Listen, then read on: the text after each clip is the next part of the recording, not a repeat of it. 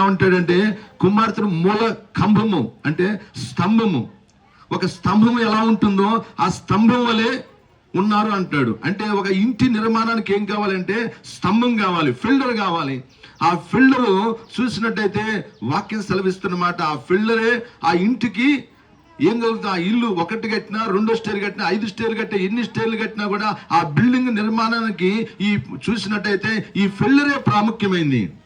అయితే వాక్యం సెలవిస్తున్నమాట. భక్తుడు ఏమంటాడంటే ఈ చూసినట్టయితే ఈ స్తంభం లాంటి వారు మా కుమార్తెలు. అంటే ఆ ఇంటికి చూసినట్టయితే ఎలా ఉన్నారు, చూసినట్టయితే ఆ స్తంభము నిలబడటానికి కారణం ఆ ఇల్లు నిలబడటానికి కారణం ఏమిటంటే ఆ స్తంభము.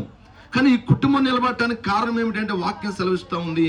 మా కుమార్తెలు మా పట్టణానికి పేరు, మా దేశానికి పేరు, మా పట్టణానికి పేరు, ప్రాంతానికి పేరు పిల్లలే. చూసినట్టయితే యవ్వన ప్రాయంలో ఉన్నవారు కూడా కొంచెం వారి చదువులోనో, వారి టాలెంట్లోనో, వారి తలంతులోనో చూసినట్టయితే వారు ఎంతో పేరు ప్రఖ్యాతులు తెచ్చుకుంటూ ఉంటుంటారు. వారు తెచ్చుకోవడం ద్వారా చూసినట్టయితే వారు మారు యేసు ప్రభువు నజరేతులో పుట్టాడు.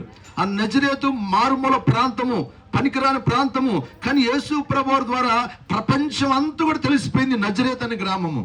అంటే ఒక వ్యక్తి మామూలు గ్రామంలో పనికిరా ఎక్కడో చివరిలో ఉన్నప్పుడు కూడా, తెలియని గ్రామం అడవిలో ఉన్నప్పుడు కూడా చూసినట్టయితే ఆ గ్రామానికి కూడా ఏం కలుగుతుందంటే పేరు ప్రఖ్యాతులు వస్తూ ఉంటుంటాయి. ఆ పట్టణానికి, ఆ పట్టణంలో ప్రజలకు చెప్పుకుంటుంటారు. మా గ్రామస్తుడండి సీఎం అయ్యాడు, మా గ్రామస్తుడండి ప్రధానమంత్రి అయ్యాడు, మా గ్రామస్తుడండి మంచి స్టార్ అయిపోయి ఉన్నాడు, మా గ్రామస్తుడండి కలెక్టర్ గారు అయిపోయి ఉన్నాడు, మా గ్రామస్తుడండి చూసినట్టయితే మంచి జ్ఞానం కలిగిన వాడండి, మా గ్రామంలో ఉన్న చూసినట్టయితే అని అట్లా పేరు చెప్పుకుంటూ ఉంటుంటారు.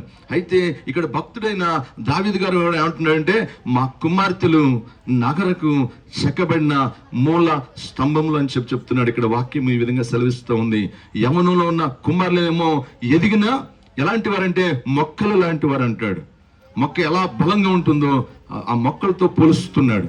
అందుకే బైబిల్ గ్రంథంలో మనం చూసినట్టయితే 92వ కీర్తనలో వాక్యం సెలవిస్తూ ఉంది. 12వ వచనం మనం చూసిన